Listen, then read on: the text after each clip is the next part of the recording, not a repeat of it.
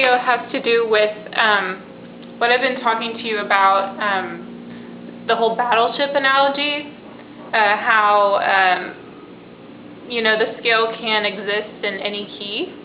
And to describe that, I think that I'll go with something we know pretty well, which is the first line of Amazing Grace. And think of the first line as the battleship, okay? This is a battleship. It's just this line.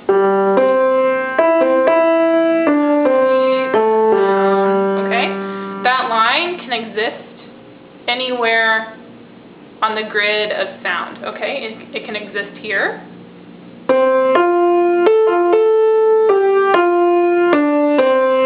here.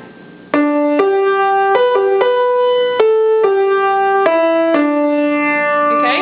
It can exist anywhere. Just like the scale can exist anywhere. We can have it here. Here. I've kind of written it out. You can see the first one we have is in the key of F major. Okay. So Do, as you see, is on the first space, which is F, as we learned in the first video. Remember? F-A-C-E. And it sounds like this.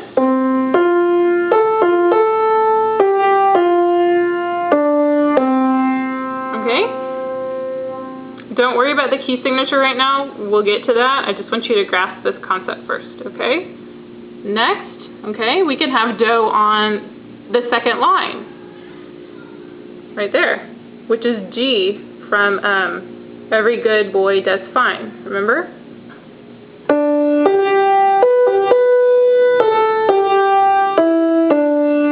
Okay, we can also have it in the next key up, where Do is on the second line, okay? And from F-A-C-E, we're looking at the second space, which is A. Sounds like this.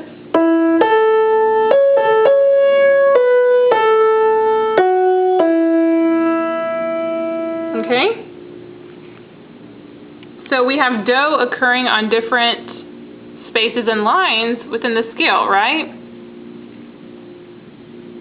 And there's really no good reason, why it's on F or G or A. It's just kind of up to the composer's discretion, if he wants it to sound higher or sound lower. Okay, there's no good reason for that. I think you asked me once why something is in D, why can't it be on another note? And that's why, it's just somebody's decision to make. And what I want you to understand is that when we move up and down, whether we start, on, like I said, on a space or a line, first space, first line, or whatever, we have to have some way of knowing, where we are, especially for instrumentalists. Not so much for vocalists. As you know, in our song service, we can choose whatever key we want to suit our voices, but instrumentalists don't really have that luxury. They kind of have to stick to what the composer writes. So they have to know, what scale they're dealing with, what key are we in. And the key signature is kind of like the components or the coordinates, in Battleship.